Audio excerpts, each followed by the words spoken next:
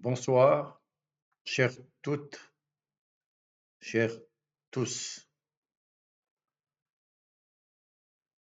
Bienvenue sur cette chaîne consacrée à la mémoire vivante et à la pensée critique. Culture, médias, Algérie. Aujourd'hui, je vous propose un voyage au cœur du langage, cet inconscient collectif qui n'est jamais neutre. Les mots, loin d'être de simples outils de communication, sont des armes, des masques, des slogans. Ils portent en eux des rapports de force idéologiques, politiques et sociaux. Ensemble, nous allons explorer comment les mots se transforment en instruments de domination, mais aussi comment la littérature, les arts, même la sociologie, l'anthropologie ou la politique peuvent les libérer, leur redonner souffle et ouvrir des horizons. Les mots ne prennent sens qu'à travers le contexte politique et social qui les produit. Le langage, en tant qu'inconscient collectif, est traversé par des rapports de force. Pour beaucoup, les mots semblent dépouillés de leur charge sociale et idéologique. Pourtant, dans certaines situations, on détourne le mot de son sens premier, supposé naturel, pour en faire une arme. Les mots deviennent alors des projectiles drapés dans les oripeaux de, entre guillemets, l'ordre des choses.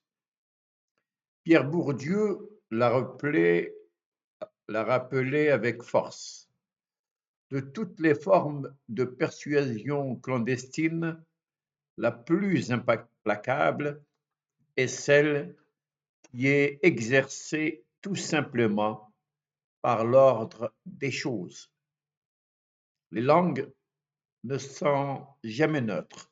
Elles sont investies, travesties par des mots d'ordre, traversées par des mots d'ordre idéologiques. Elles ne vivent pas d'elles-mêmes, elles portent et produisent de l'histoire, des visions du monde.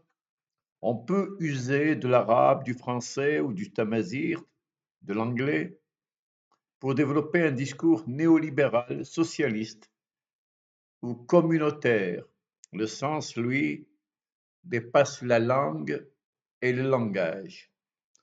On ne peut saisir le sens d'un mot sans le replacer dans le contexte de sa production. Le lexique politique est profondément marqué par les options idéologiques. Les lieux de réception déterminent la production du sens. Chaque locuteur inscrit le mot dans sa propre perspective, souvent réductrice, fragilisant l'altérité. Le piège du sens réside dans cette propension à intérioriser des évidences, entre guillemets, construites et à emprunter l'ordre des choses, entre guillemets. Certains opposent au mouvement de l'histoire un sens figé, immuable, qui les arrange. Noam Chomsky a consacré plusieurs travaux à ce phénomène. Le syntagme langue de bois, utilisé pour la première fois par Gilles Martinet dans Les cinq communismes 1971, visait le discours marxiste tout en ménageant la vulgate libérale, ou aujourd'hui, par exemple, la vulgate néolibérale et illibérale. L'expression était marquée par un jeu idéologique précis. Le Larousse définit cette langue de bois, entre guillemets, comme, là je cite le Larousse, la phraséologie stéréotypée utilisée par certains partis communistes et par les médias des États où ils sont au pouvoir, comme si, dans les pays capitalistes, il n'y aurait pas de stéréotypes et de clichés. Par exemple, le mot liberté qui revient sans cesse. Mais le lexique libéral et néolibéral échappait à cette qualification.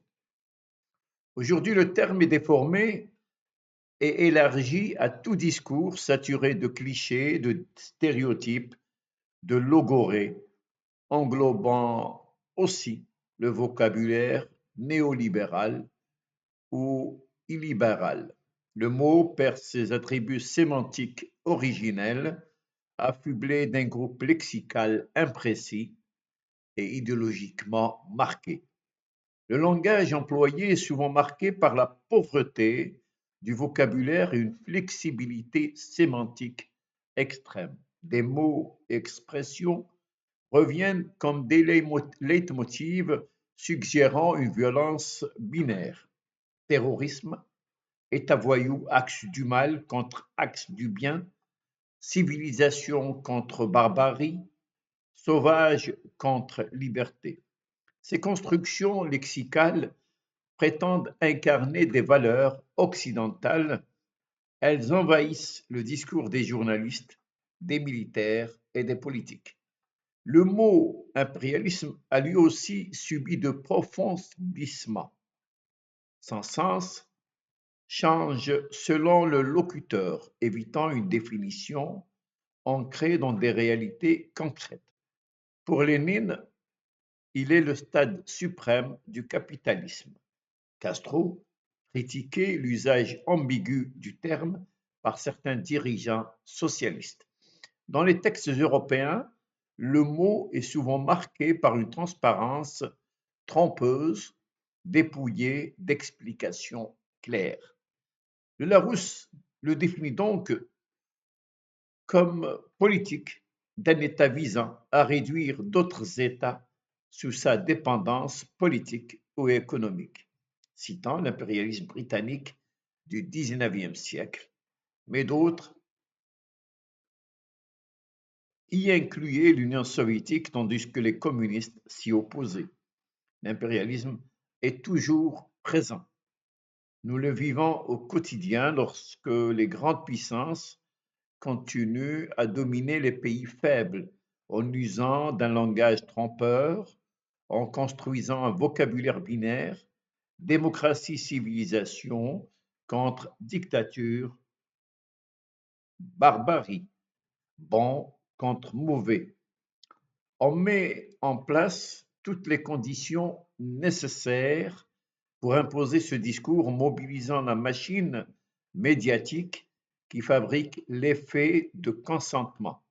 Répété inlassablement, il s'impose dans les esprits, instillant des catégories toutes faites et façonnant la, la perception collective. Derrière cette mécanique, l'objectif demeure le même, s'approprier et gérer les richesses des autres, notamment des petits pays. Ainsi, il arrive que des puissances aux intérêts pourtant divergents se rejoignent dans une même logique impérialiste et nouent des alliances contre nature. Abdullah Laroui, dans l'idéologie arabe contemporaine, propose une définition nuancée. L'impérialisme devient une structure globale qui, survenue dans un pays, dessine aux autres le cadre de leur évolution future.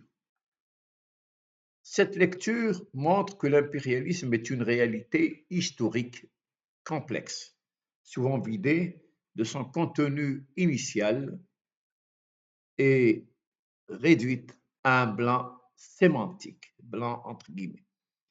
Pour Édouard Saïd, Noam Chomsky, Juan Goytisolo ou Félix Guattari, l'impérialisme se reconnaît à sa tendance à dominer l'autre. Saïd, partant de l'occupation coloniale de la Palestine, souligne que l'impérialisme cherche toujours un ennemi, niant toute résistance pour légitimer son emprise. C'est ce qui se passe également aujourd'hui au Venezuela, où on veut s'approprier son pétrole. Donc, ce n'est pas une question ni de démocratie, ni de corruption, ni de dictature. Chomsky démontre ainsi les mécanismes du discours entre guillemets occidental, interrogeant les catégories lexicales et leur glissement sémantique. Des mots comme liberté ou amis de la démocratie perdent leur sens initial, marqué idéologiquement et réduit à des stéréotypes. On tente de faire croire au monde, présenté comme unipolaire mais traversé par des voies dissidentes, plurielles, que toute résistance à l'ordre dominant relèverait du terrorisme.